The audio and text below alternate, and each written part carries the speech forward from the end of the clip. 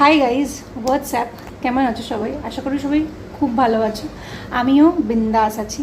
আজকে একটা ছোট্ট ব্লগের মাধ্যমে তোমাদের সাথে কিছু জিনিস শেয়ার করব। কাউকে কিছু শেয়ার করিনি, আমি তোমাদের সাথেও শেয়ার করিনি, বাট হ্যাঁ, হয়তো মেবি ভিডিওটা যখন আসবে তখন সব কিছু হয়ে যাবে। তোমরা আমার একটা ছোট্টখাট্টো ফ্যামিলি, কোনো বছর তো বড় হবে কখনো না কখনো। সো সেই দিনটাতে যাতে কেউ আমার এই দিনটাকে মিস না করে, আর আমি স্পেশালি আমার এই সুন্দর একটা নতুন জীবনকে যাতে দেখতে পাই, শুরুয়াতটা কি হয়েছিল, তার জন্য এই ব্লগটা করে রাখা। আমার এখন চলছে 3rd trimester, month of pregnancy চলছে।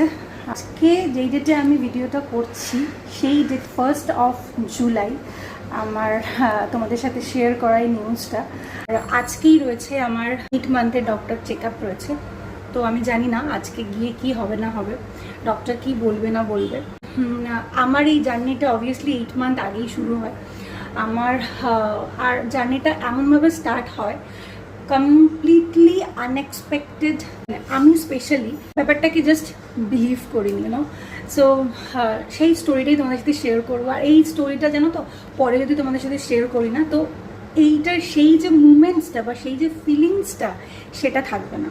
তো দেখো, আমার বিয়ে হয়েছে 7 ইয়ার্স। 2018 আমার বিয়ে হয়, 10th অফ ডিসেম্বর আমার বিয়ে হয়, অ্যান্ড 15th অফ জানুয়ারি 2017 আমার রেজিস্ট্রি ম্যারেড হয়। ডিসেম্বরে 10th অফ ডিসেম্বরে আমাদের অ্যানিভার্সারি ছিল। তো নর্মালি আমার ওই সময় আমার হামটি, আমার ছোট বাচ্চা, এটা তোমরা দেখেছো আমার ভিডিওতে, ও আর আমাদের মধ্যেখানে ছিল না। তারপরে আমি নিজেকে অনেক কন্ট্রোল করি। আমি প্রায় বলতে পারো যে অসুস্থ হয়ে গেছিলাম। হ্যাঁ, হয়তো অনেকেরই মনে হতে পারে এটা যে ও তো একটা প্রাণী, ও তো মানুষ নয়। ভালোবাসি, সেটা একটা প্রাণী হোক আর একটা মানুষই হোক, তার মধ্যে কোনো ভেদ থাকে না। কে আমি ঠিক সেরকমটাই ভালোবাসতাম। তো তারপরে সাডেনলি অভিষেক আমাকে বলে যে পুরী যাবে। আমি বললাম যে হ্যাঁ যাব। আমি আগে অনেকবার প্ল্যান করেছিলাম আমার জন্মদিনে, মেবি আমাদের অ্যানিভার্সারিতে, তো সেটা হয়ে ওঠেনি। সামাও আমাকে জগন্নাথ দেব টানেনি। কিন্তু যাওয়া হওয়ার আগে আবার একটা বাড়িতে ইনসিডেন্ট ঘটলো। দিদামা অসুস্থ হয়ে পড়লো, হসপিটালাইজড হতে হলো দিদামাকে, মানে হসপিটালে ভর্তি করার মতো অবস্থা হলো। পরে দিদামার নাক মুখ থেকে ব্লিডিং হতে শুরু করে। তো ভেবেছিলাম হয়তো যে তাহলে আর যাওয়া হচ্ছে না। ডক্টর বললো যে এটা ভয়ের কিছু নেই, ওনাকে মানে প্রেশারটা হাই প্রেশার হয়ে গিয়ে এরকম হয়েছিল। কীভাবে জানি না, যে সমস্ত কিছু ওই যে বললাম যে জগন্নাথ দেব না টানলে সেটা সম্ভব নয়। তো ওনার ইচ্ছায় 19th ডিসেম্বর আমি একাই বেরিয়ে পড়লাম কলকাতা থেকে ভুবনেশ্বর, মানে পুরীর উদ্দেশ্যে। পুরোটাই আনপ্ল্যান্ড ছিল, জগন্নাথের ইচ্ছায় চলে গেছি। 20 ডিসেম্বর আমাদের পুরীতে পুজো দেওয়ার কথা।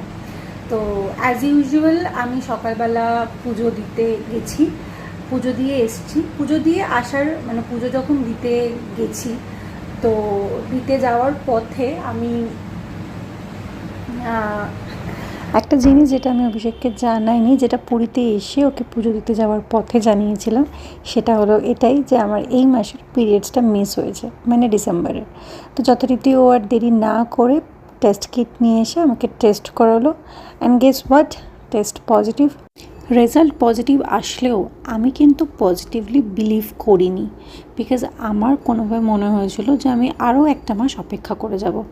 কিন্তু অভিষেক আমার কথা না শুনে আমার দাদু ডক্টরের সাথে কথা বলে 8 উইক্সের প্রেগনেন্সি টেস্ট করানোর বুকিং করে ফেলে।